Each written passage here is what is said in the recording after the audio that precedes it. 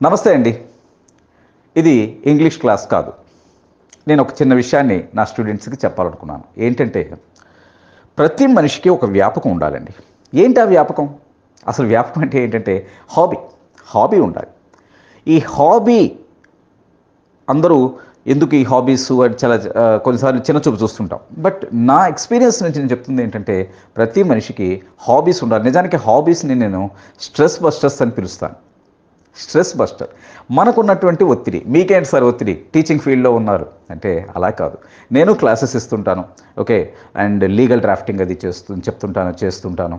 Okay. ఎవరికైనా కావాల్సి వస్తుంటే వాళ్ళకి డ్రాఫ్టింగ్ చేస్తూ ఉంటాను. ఇలాంటివన్నీ చేస్తుంటాను. అలాగే క్లాసెస్ తీసుకుంటూ ఉంటాను. ఓకే. ఏదో అంటాం కదా! సీత కష్టాలు సీతవి, పీత కష్టాలు పీతవి. ఎవరి కష్టాలు వాళ్ళవి. కష్టాలు లేకుండా ఎవరు ఉండలేం కదా! అంటే ఏదో చెప్తారు కదా! కాళ్ళు తడవకుండా సముద్రాన్ని దాటగలమేమో కానీ, కళ్ళు తడవకుండా జీవితాన్ని దాటలేమని చాలా పెద్ద కొటేషన్ అయ్యుండొచ్చు. అలాగే మనం ప్రతిదానికి ఎక్కడో చోట స్ట్రెస్‌ని ఫీల్ అవుతూ ఉంటాం. ఈ స్ట్రెస్‌ని ఫీల్ అవుతూ ఉన్నామంటే, ఈ స్ట్రెస్ నుంచి రిలీఫ్ అవ్వాలంటే మనకి స్ట్రెస్ బస్టర్స్ ఉండాలి. స్ట్రెస్ బస్టర్స్ అంటే ఈ హాబీస్. నిజానికి నేను హాబీస్‌ని స్ట్రెస్ బస్టర్స్ అంటాను. ఓకే. నాకున్న హాబీస్ ఏంటి అంటే క్రికెట్ ఆడటం. ఇప్పుడు కాదండి. ఒకవేళ ఇప్పుడు క్రికెట్ ఆడానే అనుకోండి, కర్మకాలి.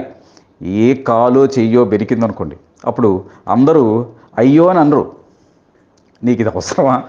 ఇప్పుడు ఈ వయసులో 50 దాటిన తర్వాత క్రికెట్ ఆడటం అవసరమా అని అంటారు. కాబట్టి క్రికెట్ ఆడటం అనేది మనం పక్కన పెట్టొచ్చు. ఇక నాకు ఉన్నటువంటి హాబీస్ ఏంటి అంటే యాక్టింగ్. అంటే చిన్నప్పటి నుంచి స్కూల్స్‌లో, కాలేజ్‌లో అలాగే మా విలేజ్‌లో నాటకాలు వాటిలో పార్టిసిపేట్ చేయటం. ఓకే. ఈవెన్ మా అన్నయ్యలు కూడా అలాగే చక్కగా నాటకాలవి వేస్తుంది. కాబట్టి ఇదంతా అప్పుడు శ్రీరామనవమి ఉత్సవాలు అవి జరుగుతూ ఉండేవి. ఓకే. అప్పుడు శ్రీరామనవమి ఆ 9 రోజులు నాటకాల్లో ఒకరోజు మా నాటకం ఉండేది. అలాగే కాలేజ్ ఫంక్షన్స్‌లో, స్కూల్ డేస్‌లో ఇలా నాటకాలు, ఈ యాక్టింగ్ నాకు హాబీ. నెక్స్ట్ ఏంటంటే సింగింగ్ ఒకటి. ఓకే. నేను అంటే సింగర్ అలాంటి పెద్ద పెద్ద మాటలొద్దండోయ్.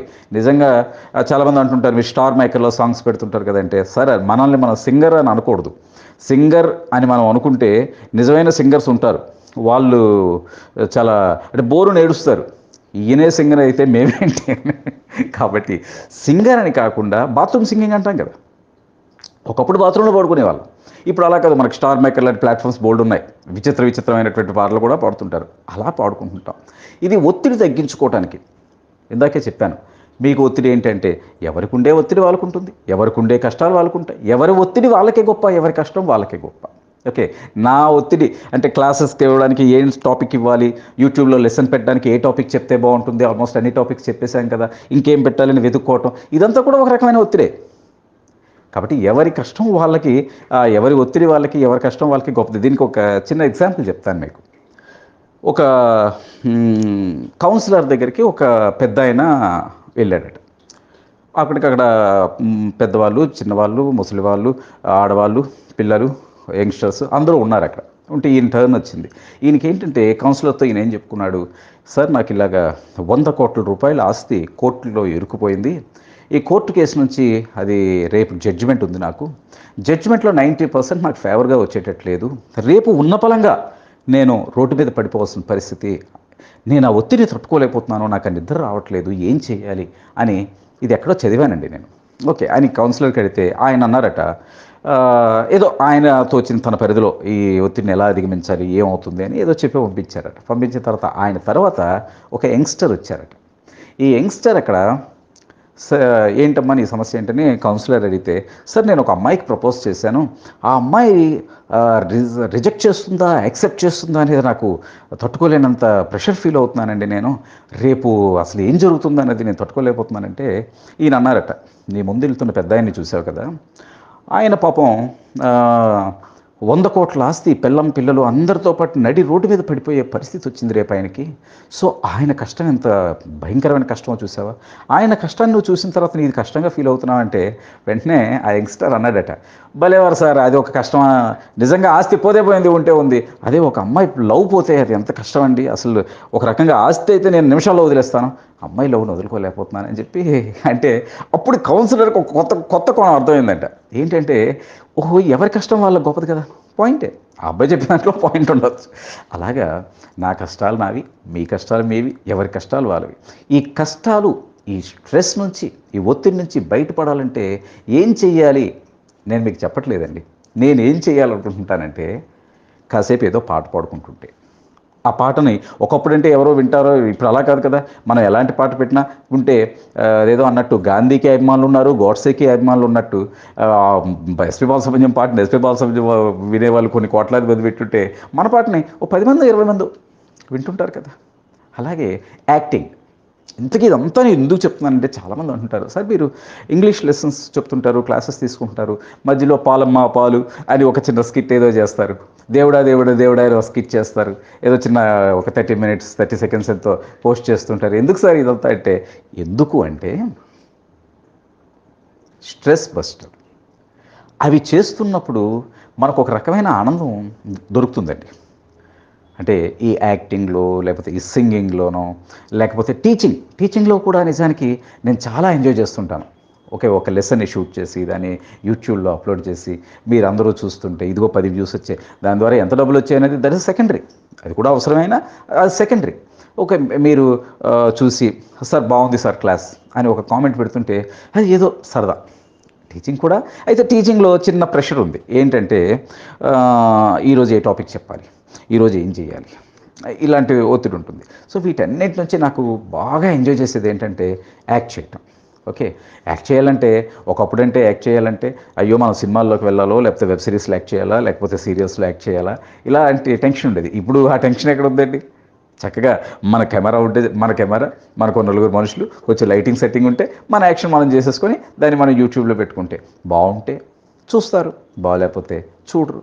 బాగుంటే బాగుంది అంటారు, బాగాలేకపోతే పోవాయి చేసావు ఇది యాక్టింగేనా అంటారు. ఏదన్నా మన ఒత్తిడి నుంచి బయటపడాలంటే మనకు హాబీ ఉండాలి. ఆ హాబీ మనల్ని మన స్ట్రెస్ నుంచి పుల్ చేసేదిగా ఉండాలి. ఓకే, నేనేమి మీకు ఒత్తిడిని ఎలా జయించాలి అని నేను చెప్పట్లేదు. అలా చెప్పే అర్హత నాకు ఉందో లేదో తెలియదు. ఓకే, స్ట్రెస్ నుంచి బయటకు రావాలంటే ఏం చేస్తే బాగుంటుందంటే, మనకి ఏదైనా ఒక hobby, it may be painting, it may be music, it may be singing, it may be something else, what ever. If you have some hobby, ఏదో ఒక హాబీని మీకు ఉంటే, మీరు ఆ హాబీతో ఒక 10 minutes 20 minutes 15 minutes దాంతో మీరు స్పెండ్ చేస్తుంటే, ఈరోజు అందరికీ ఏ టాలెంట్ ఉన్నా, మనకి యూట్యూబ్ ఉంది, ఇన్స్టా ఉంది, ఫేస్బుక్లో మన ఫ్రెండ్స్ దీంట్లో, అలాగే రీల్స్లోను, షార్ట్స్లోను, ఇన్నింట్లో మనం అప్లోడ్ చేసుకుంటుంటే ఎవరో ఒకరు ఇలా అన్నారంటే ఎస్ మనం ఏదో జయించిన ఫీలింగ్. ఈ ఫీలింగ్ వల్ల మనకేమొస్తుంది? ఏమి వచ్చినా రాకపోయినా ఆనందం అయితే వస్తుంది. ఈ ఆనందం కోసమే ఇవన్నీ చేస్తుంటాను. ఇంతకీ ఇదంతా నేను ఎందుకు చెప్పాల్సి వచ్చిందంటే అండి, నథింగ్. నా స్టూడెంట్స్లో, అలాగే నా కొంతమంది అంటే హై పొజిషన్లో ఉన్నటువంటి స్టూడెంట్స్లో ఫ్రెండ్స్, వీళ్ళు ఎందుకురా ఇవన్నీ నువ్వు చేస్తుంటావు అని అంటుంటే నేను వాళ్ళకి ఇది చెప్పాను. అయితే నాకు ఎందుకో ఇది మీతో కూడా షేర్ చేసుకోవాలనిపించింది. ఎందుకంటే మీలో కూడా ఏదైనా హాబీ ఉంటే ఆ హాబీని చాలామంది ఏమంటారంటే మాకు అంత టైం దొరకదు అని అంటారు. టైం అనేది అయితే నాకైతే దొరికిందండి. నేను ఒక 8 hours క్లాసెస్ ఇస్తాను ఎవ్రీడే. నెక్స్ట్ ఒక 2 hours వీడియో లెసన్స్ షూట్ చేస్తాను. అలాగే నా వాట్సాప్ కోర్సు వాటి కోసం చేస్తాను. నాకైతే టైం దొరికింది. టైం అంటే దానికోసం అనేసరికి ఆటోమేటిక్గా టైం అడ్జస్ట్ అయిపోతుంది. ఏదో మా అబ్బాయికి అడుగుతాను, కొంచెం ఖాళీగా ఉన్నావా అంటే, ఆ కాలేజ్ నుంచి వచ్చాను, ఒక 1/2 hourలో ఖాళీ అవుతాను, ఇది చేద్దామా సరదాగా. ఓకే, ఊరికి ఏదో కామెడీ చేస్తుంటే అదొక ఇది, దాంట్లో ఏదైనా చిన్న మెసేజ్గా ఉంటే అది కూడా అదో సరదా ఉంటుంది. ఏదో మనం చెప్పాలనుకున్నది, express చేయాలనుకున్నది చెప్తున్నంత.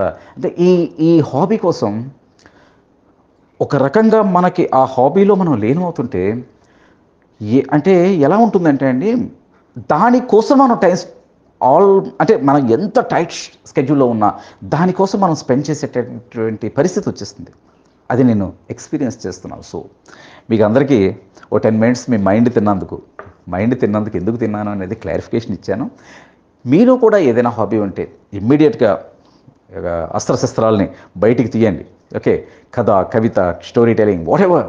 Okay, painting, music, singing, dancing, okay, ఏదైనా బయటికి తీయండి. బయటికి తీస్తే దానికి 2 రోజులు రిహార్సల్స్ చేయండి, పదును పెట్టి యుద్ధరంగంలోకి అంటే ఇందులోకి